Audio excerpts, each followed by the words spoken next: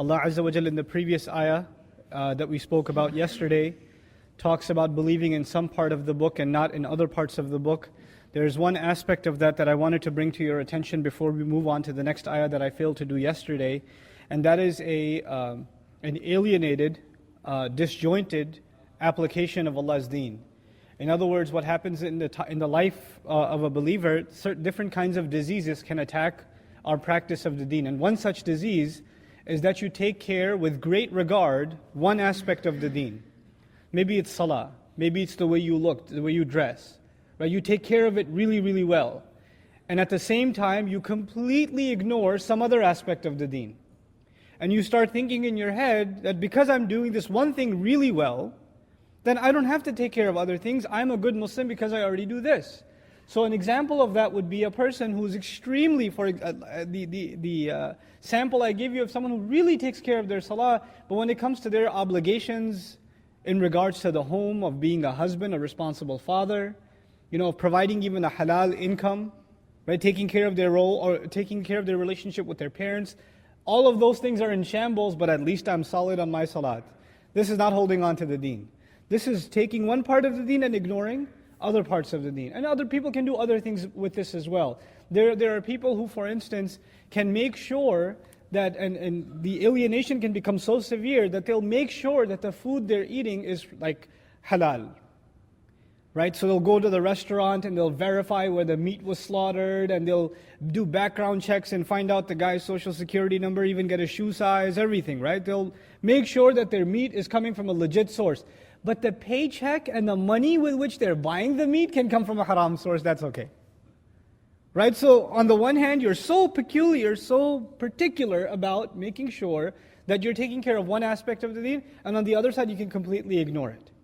And then, similar situation, you have people that can be very, very particular about the practices of the deen, about taking care of certain ritual aspects of the deen. But when it comes to, for example, gatherings inside the home or get-together, things like that, then you can throw all of the teachings of the deen out the window. A different person in the masjid, a completely different person at home. Different principles in the house of Allah, completely different principles elsewhere. This is أَفَتُؤْمِنُونَ بِبَعْضِ الْكِتَابِ وَتَكْفُرُونَ بِبَعْضِ. You believe in some parts of the book and disbelieve in other parts of the book. Right? That's what we spoke about yesterday. Now Allah gets to the heart of the matter. Why would they do such a thing? Why would a person take one part of the religion so seriously and at the same time be oblivious to another part of the religion? It's all the same deen, it all comes from Allah Azza wa Jal. Well, the bottom line is this. This deen came so we can serve Allah.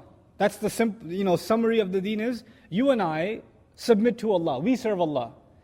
But for sometimes, what happens to people? They want the deen to serve them. Instead of the deen being a means to serve Allah, you want the deen to be a means to serve you. You want to feel good about yourself. You want to feel like you've accomplished something. It's not about Allah anymore, it's about you. So what does Allah say in the next ayah? أُولَٰئِكَ الَّذِينَ اشْتَرَوُا الْحَيَاةَ الدُّنْيَا بِالْآخِرَةِ. Those are the people that have purchased worldly life in exchange for the next life.